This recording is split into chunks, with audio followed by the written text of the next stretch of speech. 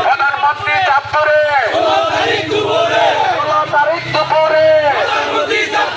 শুভেচ্ছার স্বাগত প্রধানমন্ত্রীর আগমন শুভেচ্ছার স্বাগত সুমন ভাইয়ের পক্ষ থেকে লক্ষ্মীপুরের পক্ষ থেকে